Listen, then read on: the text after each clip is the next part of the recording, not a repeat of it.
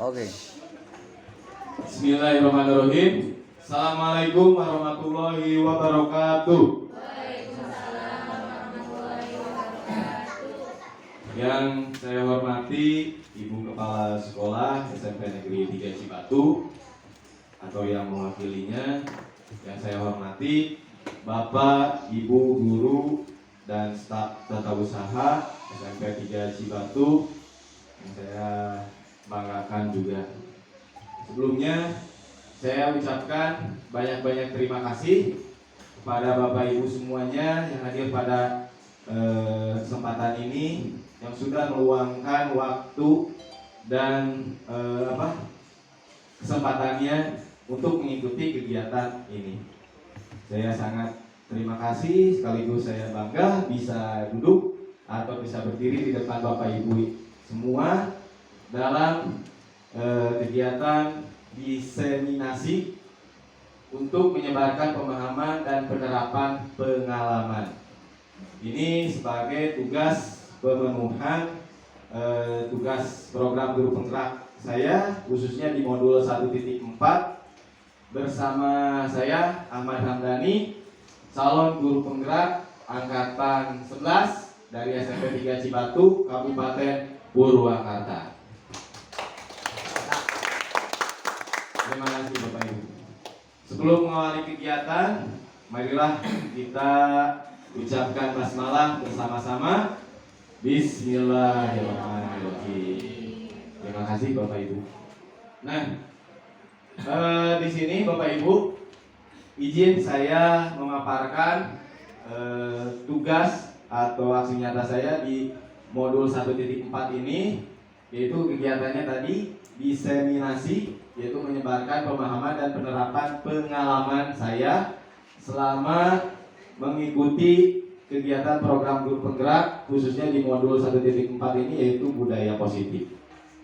Tentunya Bapak Ibu semuanya sudah pernah mendengar apa sih itu budaya positif.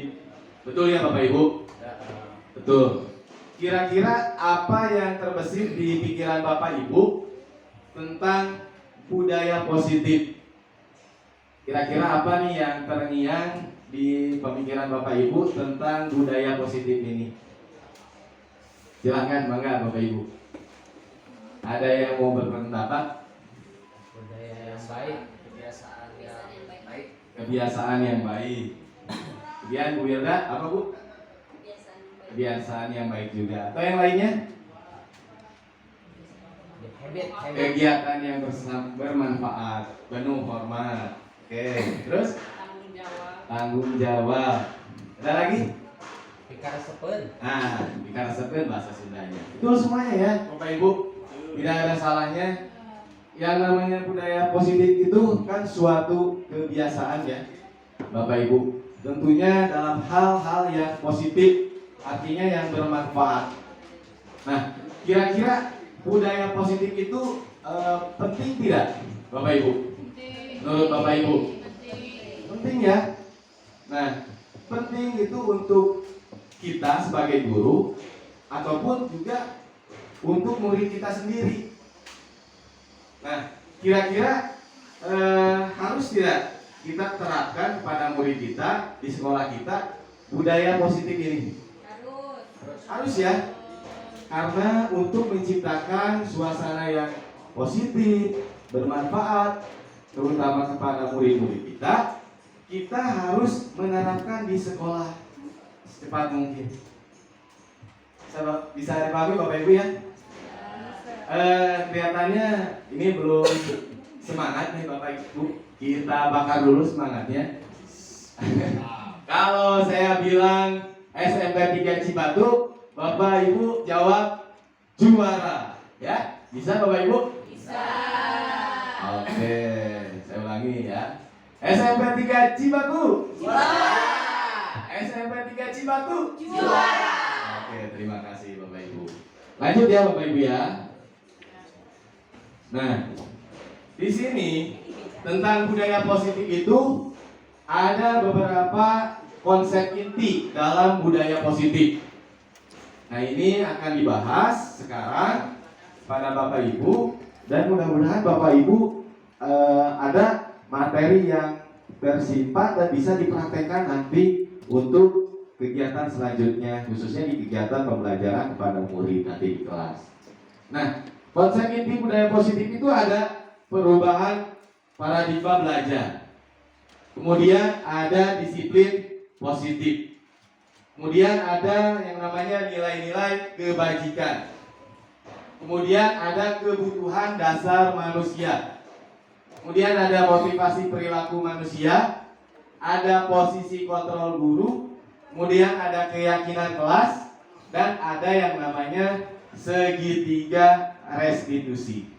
Ini semua akan dijelaskan. Pasti sebagian dari Bapak Ibu ada yang sudah mendengar istilah di depan ini, ada yang baru mendengar. Entah itu yang mana, nanti kita akan bahas bersama-sama dan mudah-mudahan semuanya bisa memahami dan sekaligus mempraktekkan nanti. Lanjut ya Bapak Ibu. Nah, yang pertama yaitu pembelajaran dengan paradigma baru. Maksudnya apa sih pembelajaran dengan paradigma baru itu? Coba saya mau tanya kepada Bapak Ibu, apakah selama ini Bapak Ibu menggunakan metode belajar dengan berpusat pada guru? Apakah masih berpusat pada siswa atau murid? Kira-kira yang mana Bapak Ibu sekarang? Nah, sudah dijalankan sama Bapak Ibu di kelas. Bu Fitri di berpusat pada guru, masih di guru. Pak Reja udah di siswa. Bu Santi sudah di siswa. Yang lain? Kira-kira sudah yang mana? Apakah itu metodenya student center atau teacher center? Kira-kira yang mana yang dipakai Bapak Ibu saat ini? Student center ya. Nah, kita ulas Bapak Ibu ya. Mengenai pembelajaran dengan paradigma baru itu, kita harus menerapkan metode belajar dengan berpusat pada murid. Ya. Kenapa? Karena pembelajaran dengan paradigma baru itu merupakan pembelajaran yang dirancang berdasarkan prinsip pembelajaran berdiferensiasi. Apa sih diferensiasi itu? Gak ngerti. Yaitu berdiferensiasi itu menyesuaikan dengan kebutuhan peserta didik atau murid. Bapak Ibu, jadi kita tidak bisa memaksakan kehendak kita, tapi tidak sesuai dengan kebutuhan murid. Murid kita tentunya pada saat di kelas, pada saat pembelajaran. Yang seperti apa? Kita terus aja seperti ini di depan menjelaskan. Ini kan namanya nanti teacher center ya. Nah, kita harus mulai menerapkan student center. Jadi pembelajaran di kelas itu harus berpusat pada murid dengan menyesuaikan dengan kebutuhannya. Nah, seperti itu. Nah, ini sesuai dengan filosofi Ki Hajar Dewantara. Yang mana? Yaitu pembelajaran itu harus berpusat pada murid, Bapak Ibu ya, bukan pada guru. Mulai dari sekarang kita coba rubah sedikit demi sedikit. Yang asalnya kita, ternyata selama ini saya masih pakai metode teacher center. Yuk kita coba ganti ke paradigma baru, yaitu dengan menggunakan metode student center. Nah, sesuai dengan filosofi Ki Hajar Dewantara tadi, ya. Nah, bahwa guru itu sifatnya harus menuntun muridnya. Nah, dengan cara apa? Dengan cara tentunya harus pada akhirnya mewujudkan pelajar yang berprofil pelajar Pancasila. Ada yang masih ingat Bapak Ibu? Profil pelajar Pancasila itu apa saja? Biasanya Bu Dewi ini suka sambil nyanyi di kelas. Bu Dewi ini bisa sambil dinyanyikan? Oke, bisa dibantu mungkin bareng-bareng sama yang lain biar kita mengulas lagi ya, takutnya ada yang lupa. Boleh dipimpin oleh Bu Dewi ini 1, 2, 3. Siap ya, semua berdiri ya.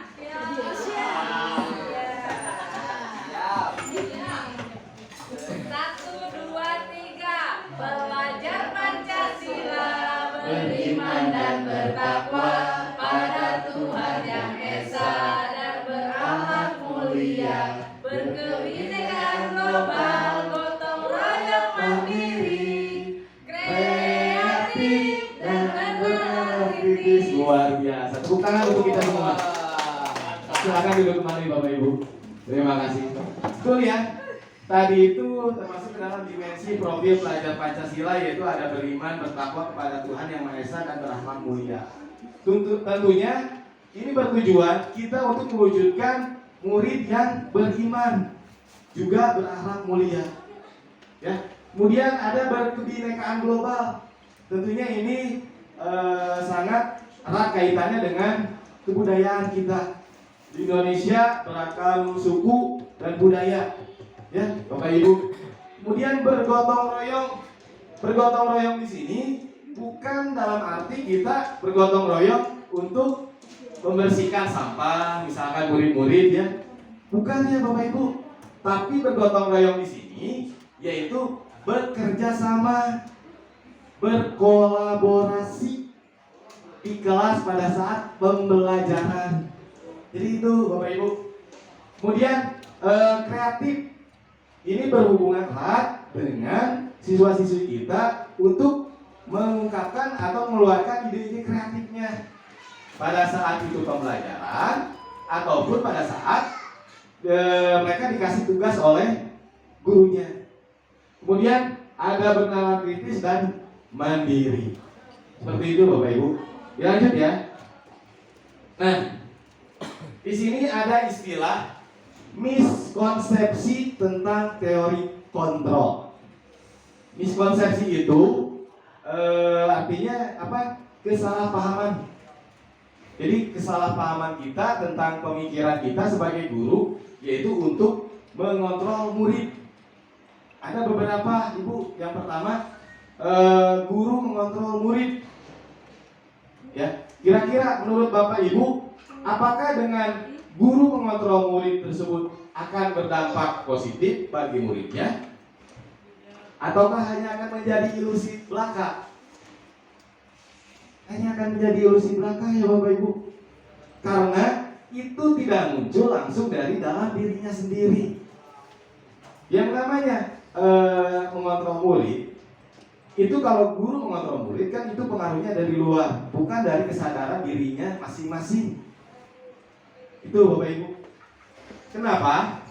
Karena dengan menyadari keyakinannya sendiri pada murid, itu akan menimbulkan rasa tanggung jawab sendiri yang otomatis dalam diri anak. Ya, bisa saja sekarang misalkan ada siswa yang terlambat masuk ke sekolah. Misalkan kita masuk jam 7. Gimana caranya supaya saya datang sebelum jam 7 dan tidak dihukum oleh guru piket atau wali kelasnya. Kan ada yang murid yang seperti itu Bapak Ibu. Jadi dia termotivasinya yaitu oleh faktor luar, yaitu dari gurunya karena ketakutan dikasih hukuman misalkan. Jadi itu bisa berubah lagi. Jadi hanya ilusi belaka kalau guru bisa mengontrol murid. Nah ini termasuk ke miskonsepsi tentang teori kontrol.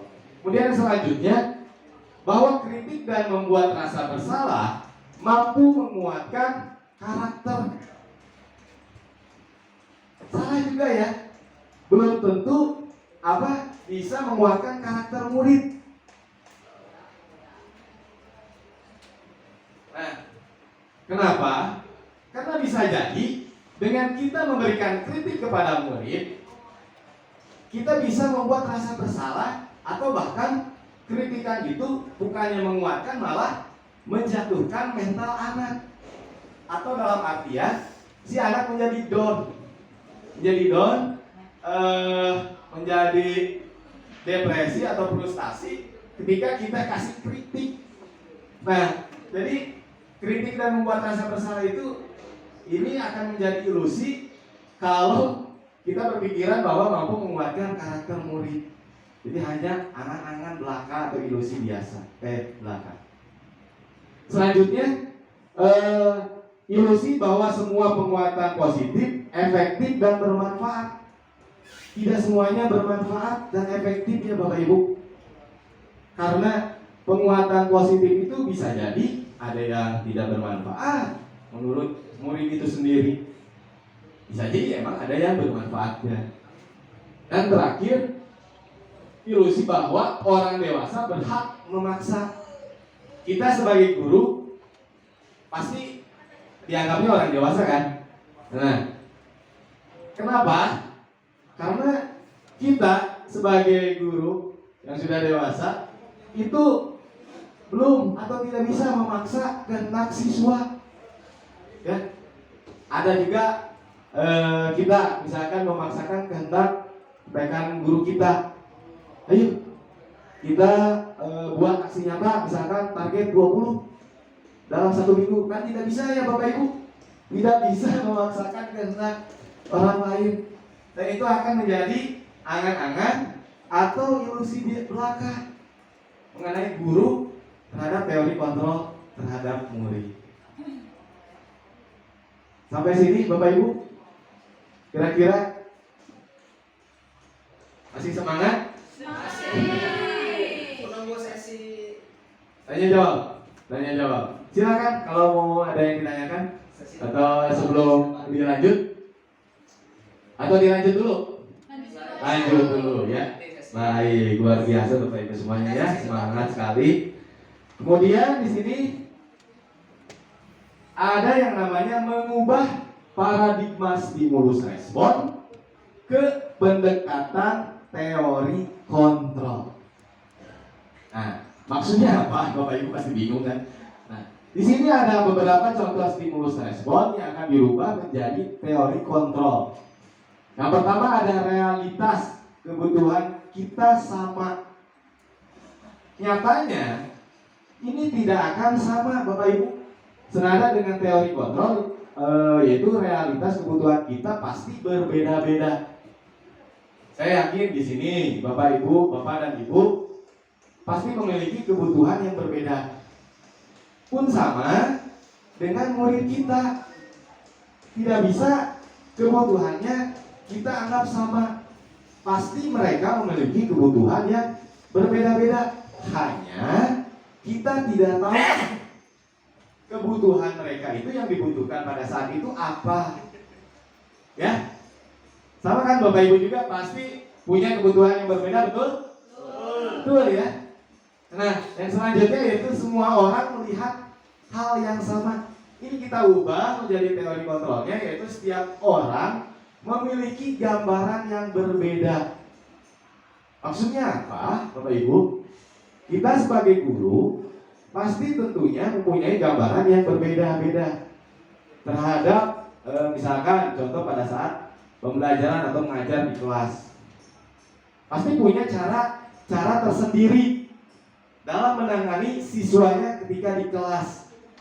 Ya, tidak mungkin, Bu Sri bagus dalam menangani siswanya, saya tiru. Belum tentu yang meniru dari Bu Sri itu belum tentu bisa atau sama persis dengan apa yang dilakukan Bu Sri.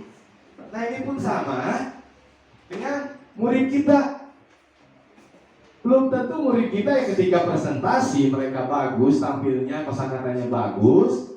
Nah, ketika kelompok selanjutnya akan menirukan tadi temannya yang tampil duluan dengan hasil yang bagus, belum tentu mereka juga sama. Tentunya bakal berbeda. Selanjutnya, kita mencoba mengubah orang agar berpandangan sama dengan kita. Stimulus responnya kita rubah ke teori kontrolnya, yaitu kita berusaha memahami pandangan orang lain tentang dunia. Ya, coba kita pikirkan, kita kan berubah pimpinan sekarang. Coba bandingkan dengan sebelumnya. Ya, pasti tentunya ada perubahan ya. Dan ada cara pandang tersendiri. Tentunya kita harus memahami pandangan orang lain. Jangan kita berharap orang lain harus mengerti kita. Ya, itu pun sama dengan berlaku kepada murid kita juga. Jangan harap murid kita untuk memahami keinginan kita. Jangan dipaksakan Bapak Ibu. Ya, justru kita sebagai guru itu harus berusaha memahami karakter muridnya masing-masing. Itu Bapak Ibu. Ya, sama dengan kita juga dalam menyikapi pandangan orang lain itu pasti berbeda, dan bagaimana caranya kita berusaha bisa untuk memahami itu. Kemudian perilaku buruk dilihat sebagai suatu kesalahan. Kita ubah ke teori kontrolnya, yaitu semua perilaku pasti memiliki tujuan. Ya, tidak berarti semua murid yang melakukan kesalahan itu pasti mereka punya alasannya tersendiri, pasti punya tujuannya. Jadi setiap perilaku itu pasti memiliki tujuan. Tujuan tentunya tujuan yang mengarah ke tujuan positif. Ya Bapak Ibu. Jadi kita jangan selalu memandang buruk atau melihat kesalahan dari murid kita, tapi kita berusaha coba pahami apa sih, kenapa sih mereka melakukan seperti itu. Pasti mereka punya tujuan. Nah, kita cari hal-hal yang seperti itu pada murid kita. Kemudian orang lain bisa mengontrol saya. Kita rubah ke teori kontrolnya, yaitu hanya Anda atau hanya saya sendiri yang bisa mengontrol diri saya. Saya nggak bisa mengontrol Pak Reja, misalkan, atau saya nggak bisa mengontrol Pak Ibran. Terus saya nggak bisa mengontrol Bu Dewi Ratna ataupun Bu Fitri. Pun sama kebalikannya ya Bapak Ibu. Kira-kira bisa nggak mengontrol rekan kerjanya di sini? Nggak bisa ya. Berarti ya kembali lagi hanya kita sendiri yang bisa mengontrol diri kita, yang bisa mengendalikan diri kita. Semuanya itu Bapak Ibu ya. Bapak Ibu. Oke. Kemudian saya bisa mengontrol orang lain. Kita rubah ke teori kontrolnya, yaitu Anda tidak bisa mengontrol orang lain. Nah, ini kebalikan dari yang atas. Jadi kita tidak bisa mengontrol keinginan orang lain. Ya, Pak Asep tidak bisa mengontrol Pak Reja. Pak Asep tidak bisa mengontrol Bu Dewi Nis. Atau Pak Asep tidak bisa mengontrol Bu Ira. Ya, karena susah untuk mengontrol orang lain. Yang bisa mengontrol diri kita ya kita sendiri. Itu ya Bapak Ibu. Kemudian pemaksaan ada pada saat bujukan. Nah, kita ubah ke teori kontrolnya, yaitu kolaborasi dan konsensus menciptakan pilihan-pilihan baru. Apa sih konsensus itu Bapak Ibu? Konsensus itu keyakinan, ya, keyakinan kita dalam kegiatan pembelajaran, yaitu kita harus bekerja sama atau kolaborasi untuk menciptakan keyakinan-keyakinan dalam diri kita. Tentunya yang berasal dari motivasi intrinsik yang muncul dalam diri kita dan menjadi suatu otomatisasi yang kita praktekkan, sehingga otomatisasi tersebut kita akan berusaha untuk bertanggung jawab dalam melakukannya, gitu.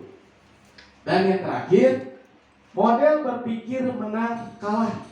Nah, kita harus ubah ya Bapak Ibu. Kalau punya mindset seperti ini, kita ganti ke teori kontrolnya, yaitu model berpikir menang. Kadang kita sebagai guru kepada murid kita, pasal 1 ayat 1, guru selalu menang, murid selalu kalah. Nah, itu harus diganti Bapak Ibu ya, menjadi model berpikir win-win, menang-menang. Ya, bukan win-win tapi win-win. Ya.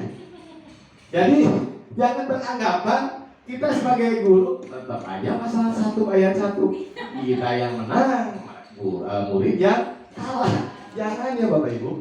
Diganti bagaimana caranya murid juga harus istilahnya pola pikirnya menang. Nah maksudnya kayak gimana sih menang di sini? Menang di sini yaitu mereka menyadari atas kesalahannya sendiri sehingga mereka siap untuk bertanggung jawab, tentunya merubah menjadi arah lebih positif dan lebih baik lagi. Bapak Ibu masih semangat Bapak Ibu? Kelihatannya sedikit menurun. Kita coba bakar lagi semangatnya. Kalau saya bilang SMP 3 Cibatu, kita jawab juara. Bisa Bapak Ibu? Bisa. SMP 3 Cibatu? Juara. SMP 3 Cibatu? Juara. Oke, tepuk tangan Bapak Ibu. Nah, kita lanjut Bapak Ibu ya. Selanjutnya ada istilah disiplin positif. Nah, kira-kira apa yang terbesit di pemikiran Bapak Ibu tentang disiplin positif? Silakan ajukan tangan Bapak Ibu. Apa sih disiplin positif? Disiplin aja dulu apa? Kebiasaan. Terus? Sesuai aturan. Terus? Biasanya yang namanya disiplin itu ada kaitannya dengan aturan, peraturan, hukuman, sanksi, ya. Betul ya Bapak Ibu? Ternyata, nah ini disiplin itu berasal dari kata disiplina, artinya belajar Bapak Ibu. Jadi bukan hukuman, sanksi atau dan yang sebagainya. Justru disiplin itu mengacu pada pertamanya yaitu disiplin diri. Itu tadi yang di awal tadi berupa motivasi intrinsik yang muncul dari dalam diri kita sendiri, mau itu dalam diri gurunya, mau itu dalam diri muridnya, yaitu sehingga motivasi itu dijadikan suatu disiplin diri dan harus dipertanggungjawabkan terhadap apa yang akan dilakukannya berdasarkan nilai-nilai yang diyakini. Jadi dari disiplin kita ubah menjadi disiplin diri yang muncul dalam diri kita berupa motivasi intrinsik. Nah, dari disiplin diri ini karena kita sudah bisa bertanggung jawab, kita turunkan lagi menjadi disiplin positif. Nah, apa disiplin positif itu? Merupakan salah satu cara penerapan disiplin yang bertujuan untuk menumbuhkan kesadaran serta memberdayakan peserta didik tanpa imbalan penghargaan atau reward, ancaman ataupun hukuman atau punishment. Nah, jadi kenapa harus menerapkan disiplin itu untuk menumbuhkan kesadaran?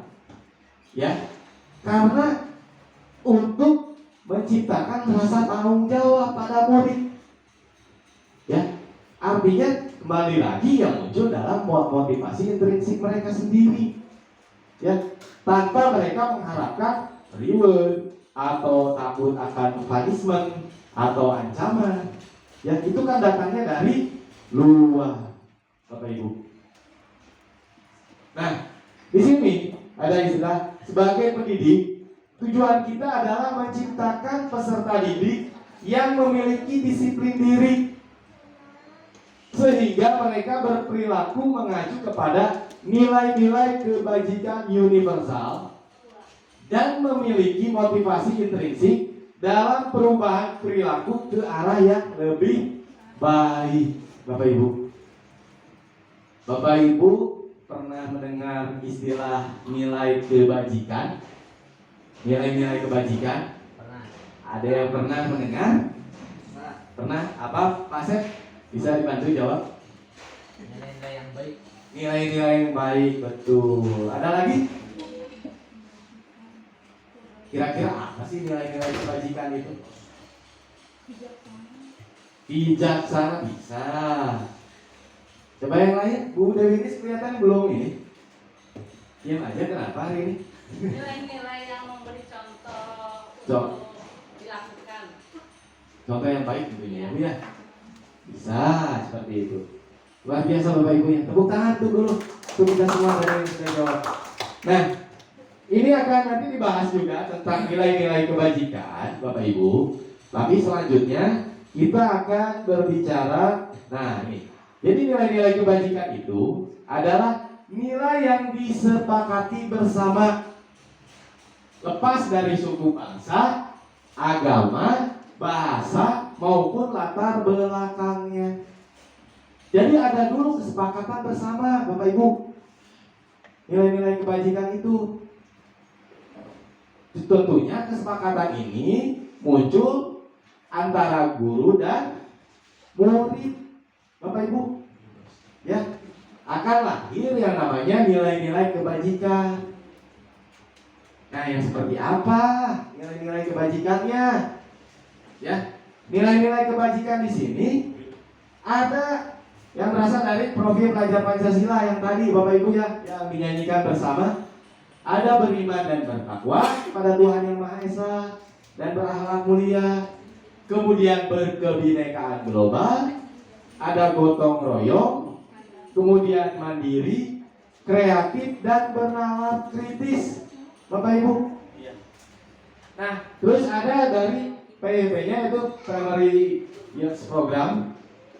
Nah, ini ada yang namanya toleransi, kemudian rasa hormat, ada integritas, ada mandiri, kemudian menghargai, ada antusias, ada empati, ada keingintahuan, kreativitas, kerjasama, percaya diri, dan komitmen. Tentunya ini ya, nilai-nilai kebajikan ini bukan hanya untuk guru, tapi untuk murid kita sendiri.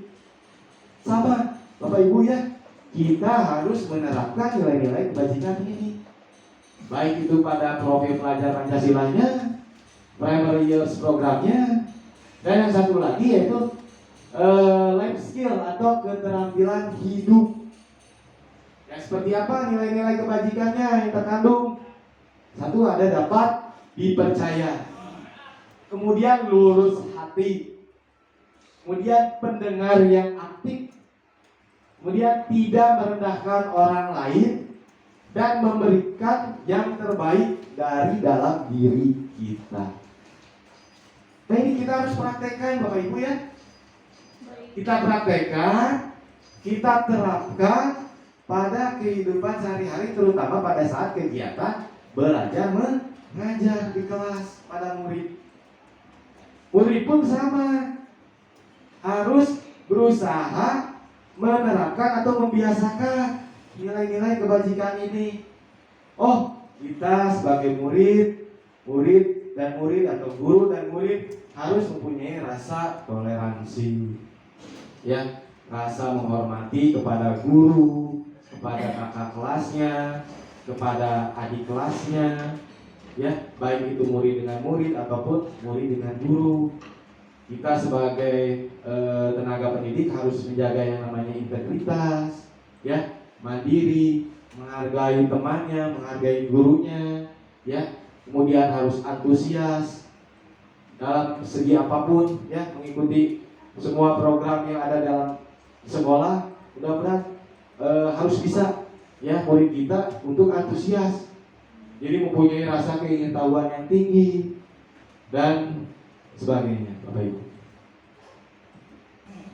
Bisa dilanjut Bapak Ibu? Lanjut? Baik Bapak Ibu. Kita lanjut ya Bapak Ibu. Nah, Bapak Ibu, ada yang namanya kebutuhan dasar manusia. Kebutuhan dasar manusia. Kira-kira apa sih kebutuhan dasar manusia itu Bapak Ibu? Uang. Betul ya. Saya jadi uang. Nggak bisa dipungkiri ya, kita pasti semuanya butuh uang, betul tidak Bapak Ibu? Betul Bapak Ibu. Ya, tanpa uang kita tidak bisa belanja. Betul Bapak Ibu. Atau ada yang lain? Tidak bisa shopping. Kebutuhan dasar manusia itu apa kira-kira Bapak Ibu? Ya. Selain tadi tadi kata Pak Reja katanya uang. Betul. Uang. Makan. Makan. Sandang, pangan, papan. Betul Bapak Ibu. Rasa aman. Rasa aman. Betul. Kasih sayang. Kasih sayang. Ya. Betul. Nah, di sini setiap Kasih sayang itu. manusia pasti memiliki kebutuhan dasar yang berbeda-beda Bapak Ibu. Pun sama halnya dengan murid kita pasti memiliki kebutuhan dasar yang berbeda-beda. Dan tentunya harus terpenuhi kebutuhan dasar ini. Jadi kebutuhan dasar manusia itu adalah segala sesuatu yang kita lakukan untuk mendapatkan apa yang kita inginkan. Seluruh tindakan yang kita lakukan pasti memiliki tujuan tertentu. Dan semua usaha terbaik yang kita lakukan adalah dalam rangka agar kebutuhan dasar kita terpenuhi dengan baik. Jadi apa yang kita lakukan selama ini di sekolah, dalam kegiatan belajar mengajar, itu masih dalam rangka untuk memenuhi kebutuhan kita, kebutuhan dasar manusianya. Ya. Untuk apa? Untuk terpenuhi. Nah, dari pengertiannya pasti penasaran kan? Kira-kira apa aja sih kebutuhan dasar manusia itu? Lanjut Bapak Ibu.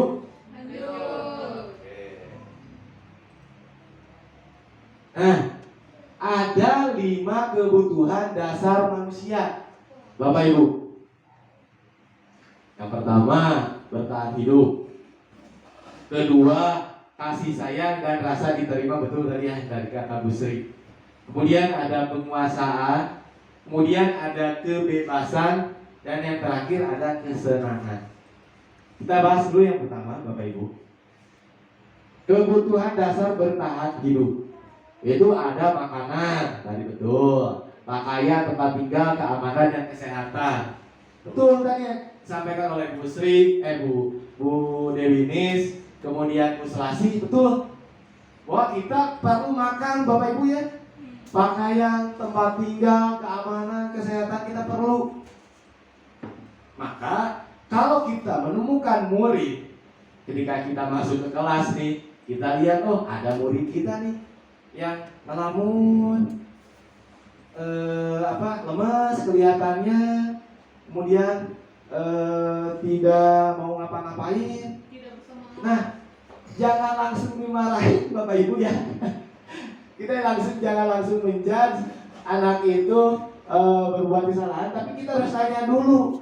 Barangkali kebutuhan dasar bertahan hidupnya tidak terpenuhi.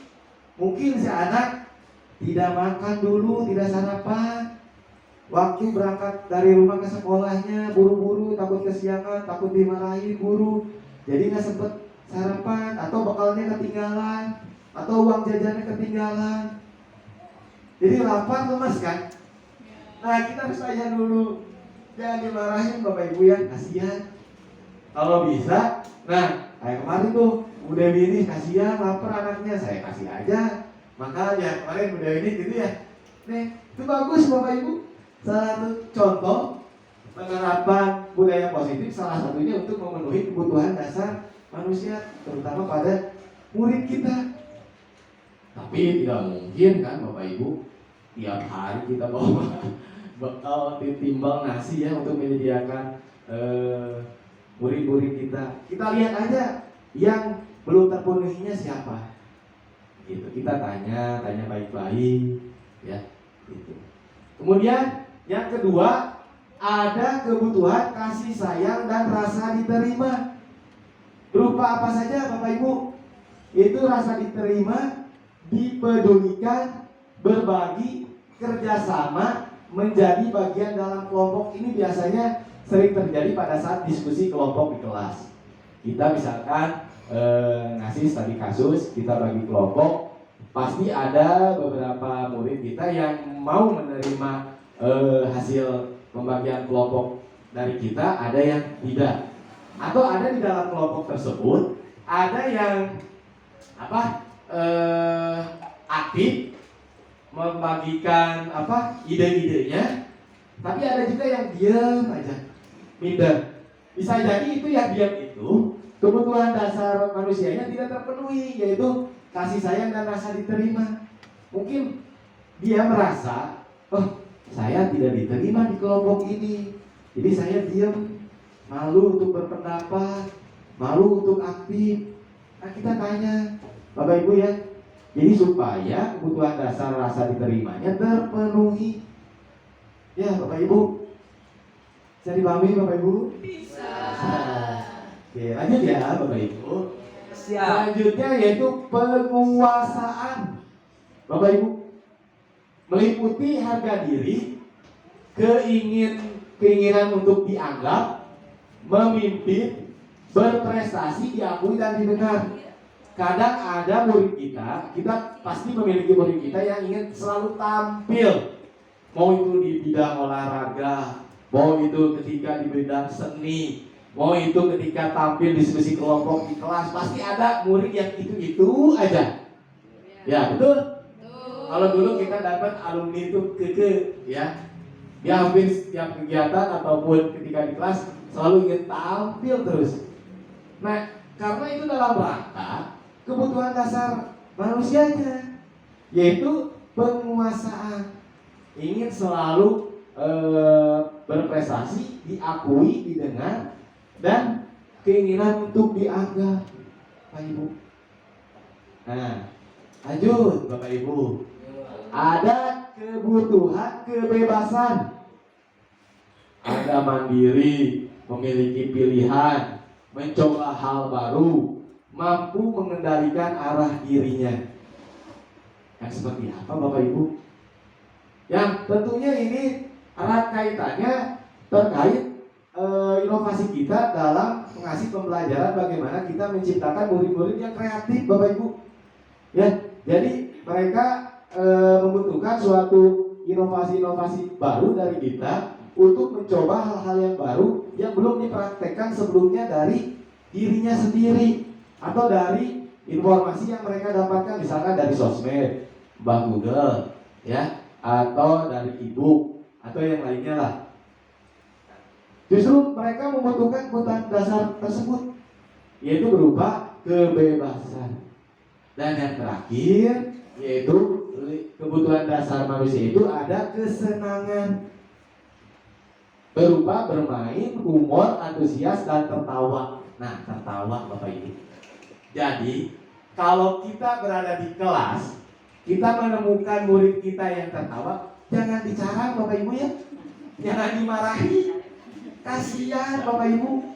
Ya, justru kita itu di kelas itu harus menciptakan suasana yang menyenangkan. Harus penuh dengan kesenangan, betul tidak Pak Sep? Betul ya? Ya, sehingga ada bermainnya sersan lah, serius tapi santai, atau belajar sambil bermain, ya. Ada humornya, ada antusiasnya keluar, jadi mereka senang tuh belajar dengan guru A, senang deh, tawa terus, humor. Sebaliknya kan ada ya, sebagian guru justru sebaliknya, ada murid yang tertawa malah dicarekan. Ya, bagaimana mau menciptakan suatu kesenangan ya di kelas itu? Justru ketika guru tersebut datang ke kelas, auranya kan jadi beda. Bapak Ibu ya, betul tidak? Apakah itu mencekam, auranya berubah, ataupun menjadi antusias murid-muridnya? Betul kan Bapak Ibu? Saya yakin lah Bapak Ibu semua pasti merasakan ada di posisi murid, betul ya Bapak Ibu? Dulu pengalaman kita sebagai murid pasti punya pengalaman senang diajar oleh guru olahraga, biasanya guru olahraga gitu misalkan ya gitu. Itu ya Bapak Ibu bisa dipahami ya. Kita lanjut Bapak Ibu. Nah, ini terkait motivasi perilaku manusia tadi saya di awal sudah menyebutkan di awal ya motivasi diri, motivasi intrinsik. Betul. Jadi motivasi itu ada dua, ada ekstrinsik dan intrinsik. Kalau ekstrim dari luar, intrik dari dalam. Nah, motivasi ekstrinsik itu yaitu untuk menghindari ketidaknyamanan atau hukuman. Biasanya murid itu, ya. Jadi seperti ini. Murid misalkan saya mau datang 15 menit sebelum jam 7 sebelum bel masuk. Ya, dia dimarahin Pak Reja sama Bu Dewi Nis selaku pembina OSIS dan kesiswaan misalkan. Nah, itu kan timbulnya motivasinya dari luar, Bapak Ibu ya, karena murid itu takut dihukum oleh Pak Reja dan Bu Dewi Nis. Beda halnya kalau murid tersebut datang lebih awal karena muncul dari dalam dirinya atau motivasi intrinsiknya. Itu akan menjadi otomatisasi untuk bertanggung jawab akan tingkah lakunya sendiri. Kemudian motivasi ekstrinsik itu biasanya untuk mendapatkan imbalan, penghargaan dari orang lain. Betul tidak Bapak Ibu? Betul. Nah, kita aja dulu sebagai guru ya. Kalau oleh kepala sekolah misalkan, kita sebagai guru, ayo yang paling banyak mendapatkan sertifikat aksi nyata akan mendapatkan penghargaan misalkan. Nah, itu kan berarti kita acuannya untuk mendapatkan penghargaan atau hadiah ya dari kepala sekolah. Coba kalau tidak ada iming-iming itu, kira-kira kita punya target yang sama atau tidak? Tidak ya Bapak Ibu.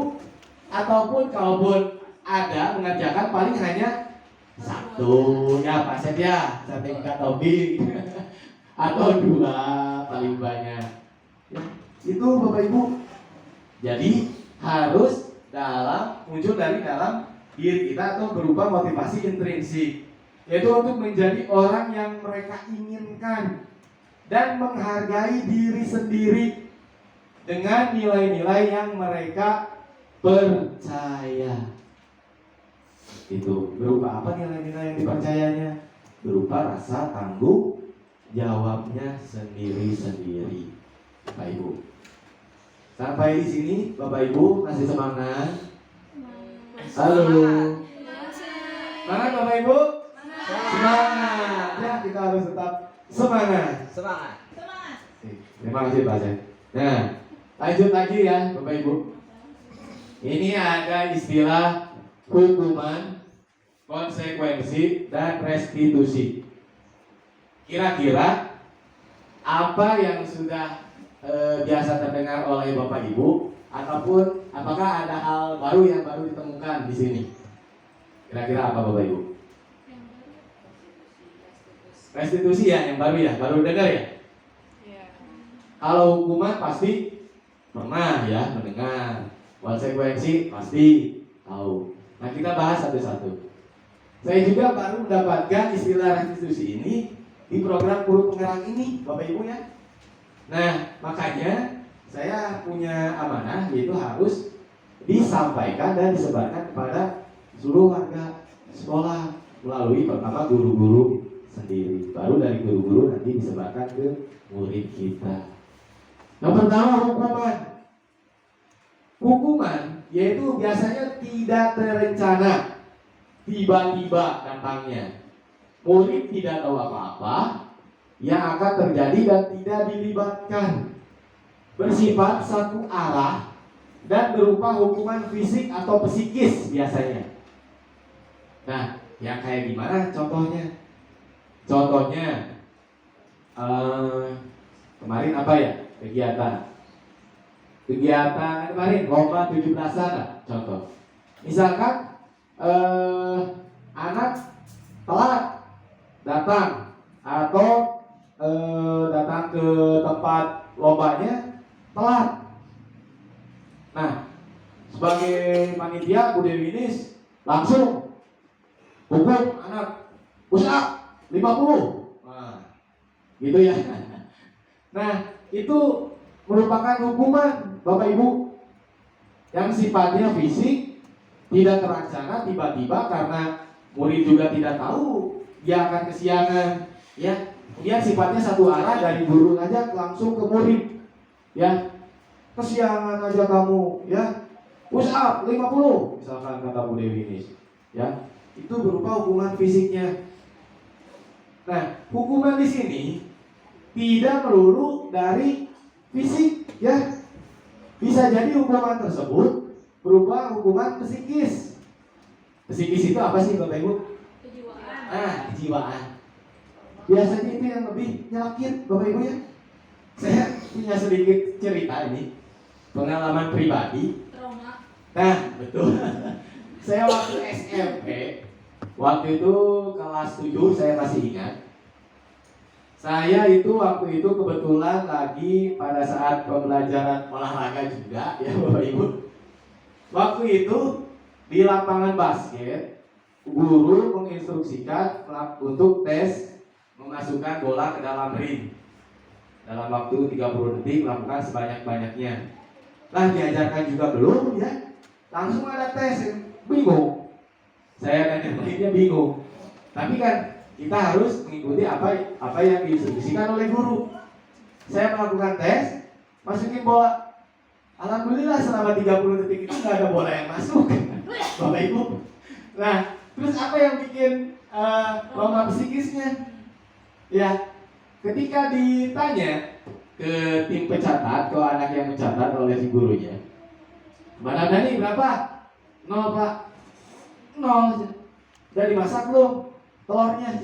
Nah, jadi menganggapnya kan 0 itu kan berupa bentuk telur ya Bapak Ibu. Jadi secara tidak langsung kan itu hukuman psikis ya. Menurut si bapaknya mungkin itu tidak jadi masalah, bercanda.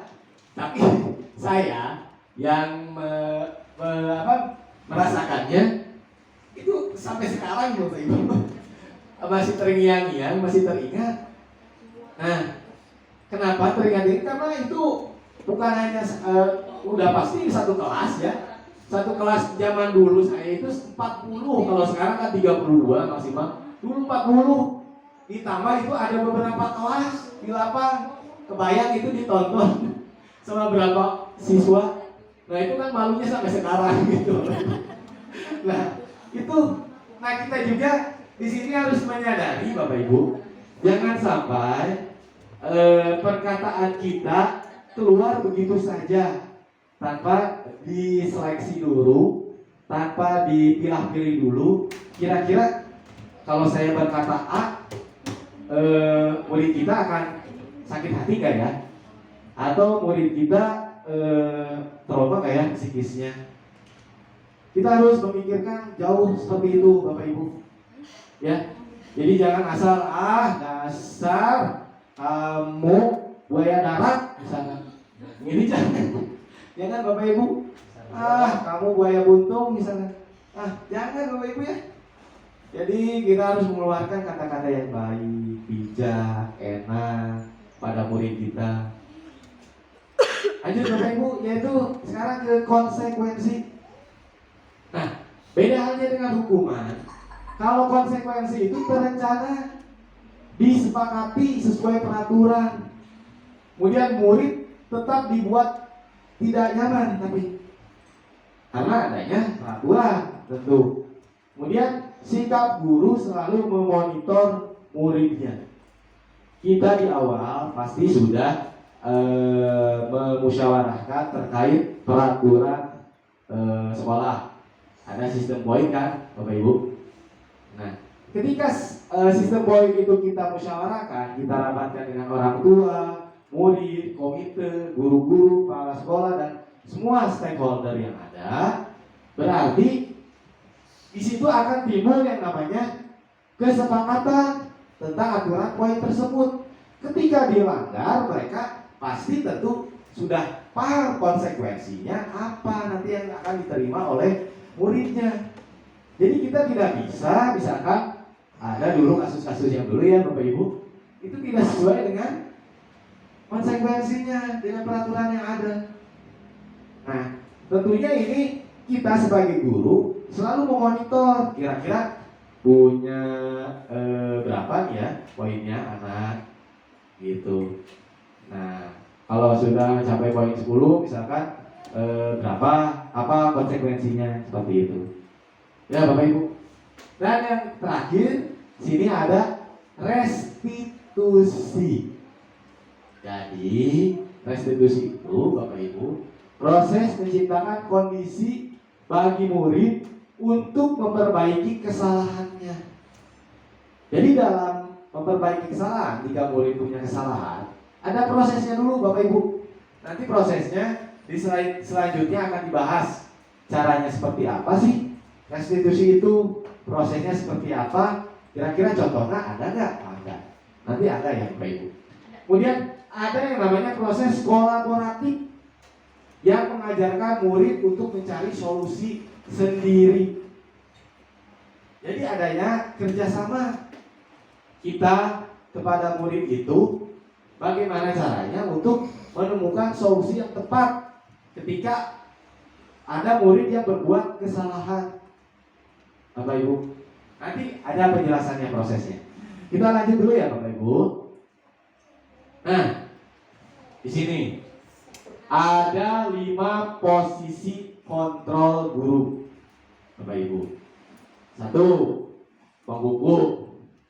2, membuat merasa bersalah. Kemudian ada teman. Kemudian ada pemantau dan yang terakhir ada manajer. Kira-kira Bapak Ibu sekarang ada di posisi mana? Coba, silakan, nggak apa-apa Bapak Ibu. Kalau saya sendiri masih ada di posisi penghukum dan membuat merasa bersalah. Kira-kira kalau Bapak Ibu sekarang ada di posisi mana? Coba Bu Dewi, ada di posisi mana Bu Dewi? Posisinya ada di mana Bu Dewi? Pemantau. Bu Rini pemantau. Kareja? Penghukum, membuat bersalah, pemantau. Penghukum, membuat rasa bersalah, pemantau. Bu Dewi Ratna? Teman. Teman, pemantau, manajer. Coba dari guru BK, Pak Ibran. Pak Ibran, kira-kira posisi Pak Ibran ada di mana? Pak Hukum. Ya nggak apa-apa Bapak Ibu. Bu Hilda belum bersuara Bu Hilda. Bu Hilda, kira-kira posisi kontrolnya ada di mana sekarang? Teman, manajer, Penghukum, teman, manajer. Ya. Kalau Bu Sri, gimana Bu Sri? tergantung situasi ya. Ya. Ada di teman, pemantau, manajer. Ada di teman, pemantau, manajer. Dari Pak Asep belum Pak Asep nih, guru PAI. Gimana Pak Asep? Kalau saya sama sih, tergantung situasi. Ya, coba kalau sekarang kira-kira Pak Asep ada di posisi mana? Sekarang posisinya membuat merasa bersalah. Membuat rasa bersalah. Oke, nggak apa-apa ya. Kita akan bahas satu-satu yang seperti apa sih penghukum dan yang lainnya. Indikatornya apa? Nah, ini ada kasus. Saya kasih satu kasus Bapak Ibu. Ya. Nanti ini kasus ini akan mengerucut ke posisi kontrol guru. Ini kasusnya, ada siswa tidak memakai atribut lengkap pada saat upacara bendera. Yang namanya posisi guru sebagai penghukum, ya, biasanya harus, hormat pada bendera selama 1 jam, misalkan, sambil angkat kaki 1, misalkan. Nah itu sebagai penghukum, Bapak Ibu ya. Terus yang bagaimana posisi membuat merasa bersalah?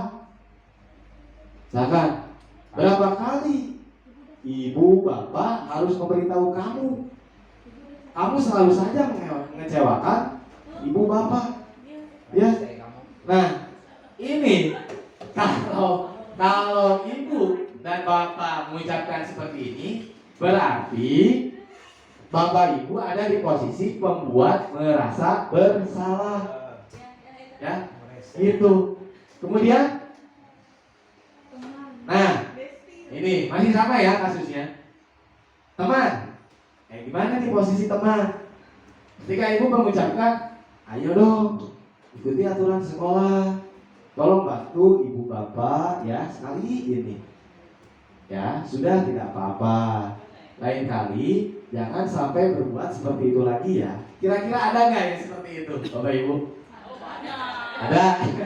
Pernah kira-kira pernah mengucapkan hal seperti ini? Pernah? Pernah? Nah, itu posisinya sebagai teman. Nah, kemudian kalau ada istilah seperti ini, kamu sudah melanggar peraturan sekolah. Kamu tahu konsekuensinya. Setelah upacara, kamu beli atributnya sana ke koperasi, ke Bu Elta. Dan jangan diulangi lagi. Saya pernah, Bapak Ibu jujur, pada saat upacara suruh langsung beli ke koperasi ke Bu Elta terkait ring. Nah, ring waktu masih hari Senin pramuka ya Bapak Ibu. Nah itu posisi tidak ada di pemantau. Bapak Ibu pernah nggak kira-kira di pemantau? Pernah. Nah, ya. Nah, dan yang terakhir yaitu posisi manajer. Nah, kayak gimana posisi manajer? Apakah kamu tahu kesalahanmu? Kira-kira bagaimana kamu perbaiki kesalahanmu? Nah, yang lebih bagus dan yang diharapkan oleh guru yaitu dalam posisi kontrol itu kita harus ada di posisi manajer, Bapak Ibu. Jadi ketika ada siswa berbuat salah atau ada kasus seperti ini, nah kita tanyanya seperti ini, Bapak Ibu, dalam menyelesaikan kasusnya. Kamu tahu nggak kesalahan kamu? Kira-kira bagaimana sih cara memperbaikinya? Nah, kita harus seperti itu, Bapak Ibu ya, supaya kita ada di posisi kontrol, yaitu posisi manajer, Bapak Ibu. Ya. Nah, sekarang saya akan memberikan beberapa kasus. Tolong dijawab sama Bapak Ibu. Ya, kira-kira kasus yang saya tampilkan ini nama posisi kontrolnya apa, Bapak Ibu ya? Membuat saya kecewa, Merasa bersalah. Membuat rasa bersalah. Terus ada yang beda? Ada yang beda? Kita cek jawabannya ya. Saya kecewa sekali dengan kamu. Nah, itu jawab. Membuat merasa bersalah, Bapak Ibu. Tepuk tangan. Oke, selanjutnya. Ini kasus yang kedua. Kamu tidak pernah benar melakukannya. Kira-kira apa? Posisi apa? Posisi kontrolnya apa? Merasa bersalah. Membuat merasa bersalah. Terus ada lagi yang beda? Kita cek jawabannya Bapak Ibu. Penghukum, Bapak Ibu kan tadi sudah dijelaskan, penghukum itu tidak berupa fisik, penghukumnya bisa juga berupa psikis ya Bapak Ibu. Gitu. Nah, selanjutnya, apa rencanamu untuk menyelesaikan masalah ini? Apa? manajer. Lagi kita cek jawabannya. Ada yang beda nggak? Dulu dibuka, teman. Ada lagi yang beda, Bu Santi. Survei membuktikan. Manajer. Ya. Selanjutnya nih. Ayolah, lakukan demi Bapak Ibu ya. Ya. Teman, kita cek jawabannya. Betul, Bapak Ibu. Nah ini lagi. Kamu tidak pernah mendapat nilai jika tidak mengerjakan tugas. Kira-kira apa? Penghukum kah? Pemantau. Pemantau. Ada yang belum disebut Bapak Ibu? Apa? Kamu tidak pernah mendapatkan nilai. Kita cek jawabannya. Yaitu pemantau. Kira-kira ada yang betul semuanya kan tadi jawabannya? Kalau ada semuanya berarti Bapak Ibu sudah paham. Saya belum lulus. Nah ini kita lanjut ya ke keyakinan kelas. Mengapa keyakinan kelas? Mengapa bukan peraturan kelas? Kira-kira ada yang bisa bantu jawab, Bapak Ibu? Karena kesepakatan. Karena kesepakatan. Bu Sri mungkin. Kalau peraturan itu terkesan Memaksa. Clara. Kalau keyakinan kelas itu ya sudah disepakati oleh bersama. Sudah disepakati bersama. Kesepakatannya ya Oke, baik. Ya. Berpusat pada siswa. Karena berpusat pada siswa. Baik, Pak Reja, luar biasa. Ada lagi Bu Wilda mungkin? Senyum-senyum terus. Kenapa Wilda? Kita cek jawabannya Bapak Ibu ya. Nah, keyakinan kelas itu ya Bapak Ibu bersifat abstrak. Kemudian berupa pernyataan universal. Kemudian dibuat dalam pernyataan positif. Sedikit saja agar mudah diingat Bapak Ibu keyakinan yang ditulis. Kemudian sesuai dengan kondisi kelas dan sekolah sehingga mudah diterapkan. Kemudian semua warga sekolah atau warga kelas dilibatkan saat membuat keyakinan kelas. Karena di sini sebagian dari Bapak Ibu sini wali kelas, nah, diharapkan membuat keyakinan kelasnya masing-masing sesuai dengan keyakinan sesuai dengan kelasnya masing-masing. Bukan jangan dulu keyakinan sekolah, tapi keyakinan kelas aja dulu. Kita libatkan satu kelas semuanya, anak-anak diharapkan hadir semuanya. Kalau saya biasanya pakai kertas ini nih, Ibu. Namanya apa kemarin? Stick note ya. Nah, ini ya. Ini kecil, tinggal ditulis aja keyakinannya, tapi harus dalam pernyataan positif. Misalkan pernyataan positif itu seperti apa?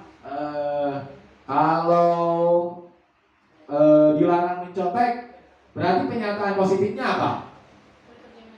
Kejujuran, ya.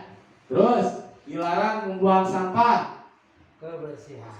menjaga kebersihan, ya. Nah, itu harus dirubah menjadi pernyataan positif di sini. Kejujuran, tanggung jawab, disiplin, lalu ditempel di papan keyakinan kelasnya, ya. Ditempel, kalau perlu dibingkai, difoto, dilaminating, dibuat sulit mungkin, ditempel, dipajang di kelas. Nah, apa yang mereka yakini, ya, itu pasti akan keluar dari dalam dirinya sendiri. Dan insya Allah mereka akan bertanggung jawab apa yang mereka tulis dalam keyakinan kelas tersebut berupa pernyataan positif. Ya, dan itu harus kita pertanggungjawabkan Bapak Ibu. Nah, selanjutnya Bapak Ibu. Nah, sekarang saya akan menjelaskan yang tadi restitusi. Kenapa bentuknya segitiga? Kenapa nggak kotak restitusi? Ya, karena ada 3 proses ya dalam restitusi. Nah, restitusi itu yaitu suatu proses dialog yang dijalankan oleh guru agar dapat menghasilkan murid yang mandiri dan bertanggung jawab sesuai dengan motivasi intrinsiknya dari dalam dirinya sendiri, Bapak Ibu. Nah, sini ini bisa dilihat di depan Bapak Ibu ada yang namanya segitiga restitusi. Ketika ada permasalahan murid kita selesaikan coba pakai segitiga restitusi ini. Yang gimana sih Pak Hamdan? Gak ngerti. Pertama, ketika anak punya masalah, misalkan berantem, saling mukul, kita panggil satu dulu anaknya. Harus satu-satu ya Bapak Ibu, tidak bisa langsung CRT sekelas. Ya. Nah ini sangat penting juga nih khususnya untuk guru BK Pak Ibran. Ya. Ketika ada masalah, kita panggil dulu anaknya satu-satu. Jangan langsung semua 10. Kemudian kita harus yang pertama menjalankan prosesnya menstabilkan identitas. Seperti apa? Contohnya tuh ke si anak. Setiap orang pasti pernah melakukan kesalahan. Setiap manusia itu tidak ada yang sempurna. atau kamu bukan satu-satunya yang pernah melakukan ini. Nah, kita harus mengeluarkan ucapan atau perkataan seperti ini dulu kepada anak yang berbuat kesalahan. Kita stabilkan dulu identitasnya. Kemudian dilanjut ke validasi tindakan yang salah. Baru kita ke validasi tindakan yang salah ke anak tersebut. Dengan cara apa? Kamu tentunya punya alasan mengapa melakukan itu, benar kan? Tanya dulu alasannya kenapa kamu melakukan itu. Misalkan kenapa kamu mukul dia, misalkan. Kemudian adakah cara yang lebih efektif untuk mendapatkan apa yang kamu butuhkan? Nah, seperti itu perkataannya Bapak Ibu ketika ada permasalahan. Lalu yang ketiga yaitu keyakinan kelas, menanyakan keyakinan. Tentunya Bapak Ibu kan harus membuat keyakinan kelas dulu yang disepakati oleh semua warga kelasnya masing-masing. Ketika ada yang berbuat kesalahan, nah di tahap ketiga segitiga restitusi itu kita tanyakan keyakinan kelas apa yang telah kita sepakati ke si anak. Lalu kamu ingin menjadi orang seperti apa? Nah, baru di sini kita akan menemukan pemecahan masalahnya atau solusi terbaiknya. Ya. Kita anak tersebut masih melakukan hal yang sama, kita restitusi lagi, Bapak Ibu. Kemudian masih tetap tidak berubah, kita restitusi lagi, Bapak Ibu. Nah, tidak ada perubahan, paham kan? Gimana? Tentunya kita di awal kan ada yang namanya konsekuensi, Bapak Ibu. Ya kalau dia melakukan terus kesalahan, pasti ya tentunya ada konsekuensinya, kembali lagi ke sana, Bapak Ibu. Ya, nanti saya akan memberikan contoh suatu tahapan atau praktek dalam menjalankan segitiga restitusi. Bapak Ibu silakan nanti bisa melihat videonya. Nah, di sini ada menstabilkan identitas Bapak Ibu. Berdasarkan prinsip membuat kesalahan adalah bagian dari proses pembelajaran. Yang seperti apa? Berbuat salah itu wajar. Nah, itu perkataannya Bapak Ibu ya. Berbuat salah itu wajar. Ini kan menstabilkan identitas itu tahap pertama ya, pada saat segitiga restitusi. Ini contoh-contoh perkataannya yang Bapak Ibu yang perlu disampaikan ketika menjalankan proses satu menstabilkan identitas. Tidak ada manusia yang sempurna loh. Atau ibu bapak juga pernah kok melakukan itu. Kemudian ibu bapak tidak mau mencari siapa yang salah, tapi ibu bapak ingin mencari solusi dari permasalahan ini. Kamu berhak merasa begitu. Nah, ini contohnya Bapak Ibu. Ketika kita panggil, kita menstabilkan identitas, kita perlu ini. Kita pilih salah saja, tidak usah semuanya. Lanjutnya yang kedua, di tahap menanyakan keyakinan, ya, atau memvalidasi, menanyakan keyakinan. Apa keyakinan kelas kita? Nilai-nilai apa yang telah disepakati bersama? Seperti apa gambaran sebuah kelas yang ideal menurut kamu? Kemudian kamu ingin menjadi orang yang seperti apa? Ya, itu. Kemudian, nah ini contoh penerapannya Bapak Ibu. Ini saya dihubungkan dulu ke Bluetooth-nya ya Bapak Ibu. Sebentar, tunggu sebentar Bapak Ibu. Nanti kalau kurang besar, volumenya bisa dibesarkan Pak Sep. Oke. Sebentar ya. Nah.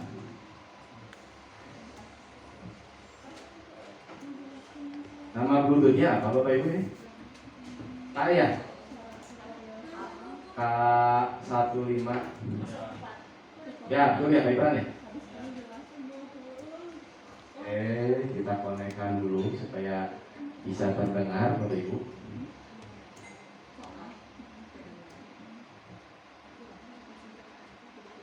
Tunggu ya Bapak Ibu.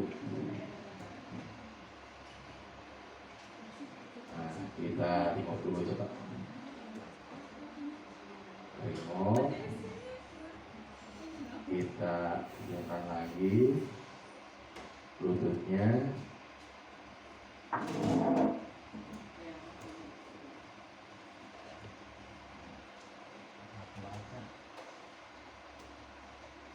Bluetoothnya udah nyala belum ini?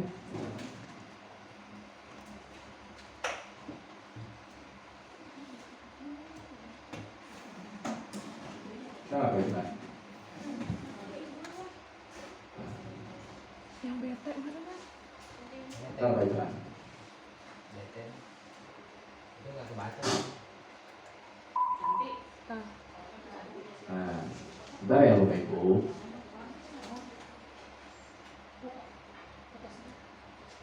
Oke, ini apa? Low ya? Cancel. Pulau aja.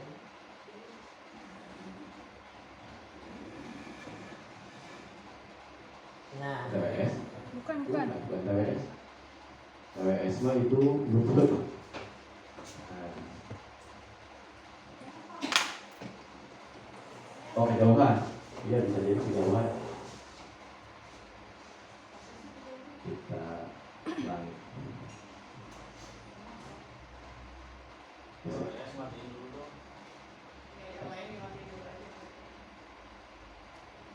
Bisa berapa? Itu yang Oh, bete ini sih. file. Ah, fire. Baru udah dihapus.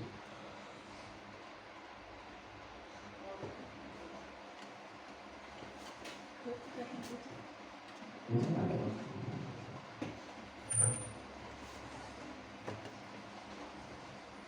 Udah, langsung aja ya Bapak Ibu di sini ya. nah langsung aja. Di sound saya pakai mic ya, betul. Oke. Bete kemarin mah. Kayaknya ada yang connect ini ke Bluetooth yang lain.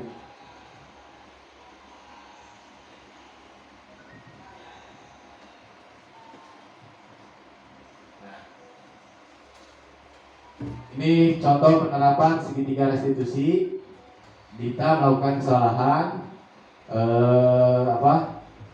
berantem bersama temannya Sarani. Saya panggil dulu pertama, ya.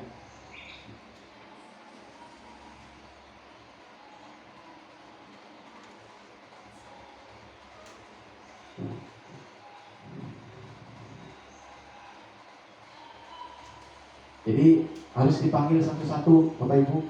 Seperti ini langkahnya.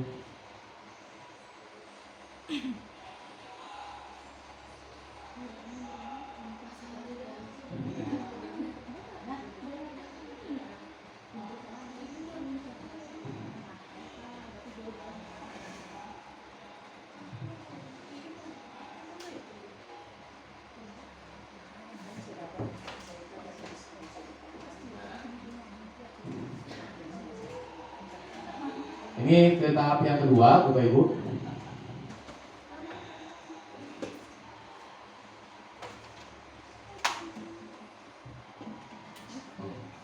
Toel nih.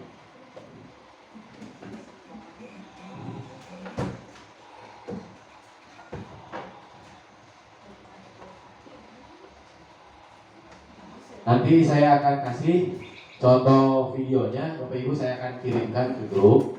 Jadi bisa dipelajari oleh Bapak Ibu, ya. Bagaimana sih cara melakukan segitiga restitusi ketika ada permasalahan dari siswa-siswi kita. Ini sangat penting untuk wali kelas, terutama guru BK. Ya. Nah,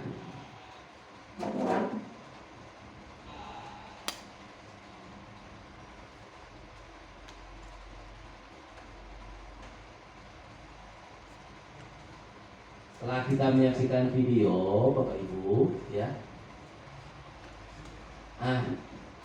Alhamdulillah.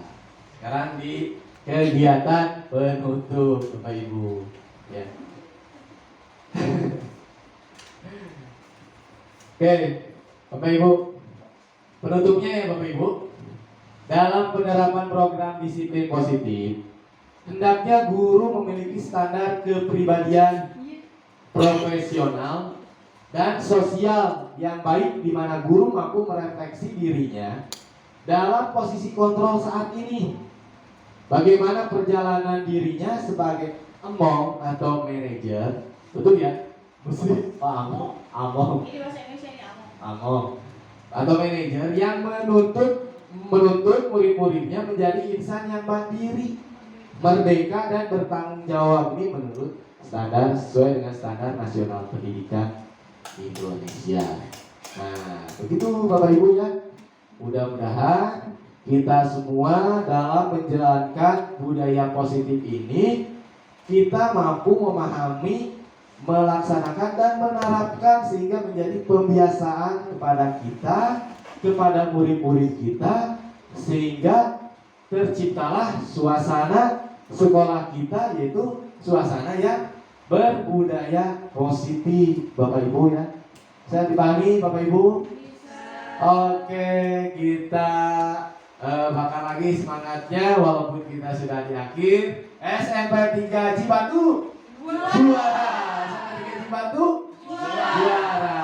Oke, akhir kata kita ucapkan hamdalah dulu bersama-sama. Alhamdulillahirobbilalamin. Terima kasih banyak Bapak Ibu telah meluangkan waktunya untuk mengikuti kegiatan ini merupakan salah satu kegiatan diseminasi dalam rangka saya pemenuhan tugas di kegiatan program guru penggerak ini. Saya ucapkan banyak-banyak terima kasih. Mohon maaf apabila ada penyampaian kata saya atau tutur kata saya yang tidak berkenan pada saat pemaparan. Kalau belum jelas ataupun ada yang mau ditanyakan bisa langsung ke saya, langsung ditanyakan atau by WhatsApp atau yang lainnya. Terima kasih Bapak Ibu. Akhir kata, Assalamualaikum warahmatullahi wabarakatuh. Saya bertiga Cibatu. Saya bertiga Cibatu. Oke, tepuk tangan semuanya.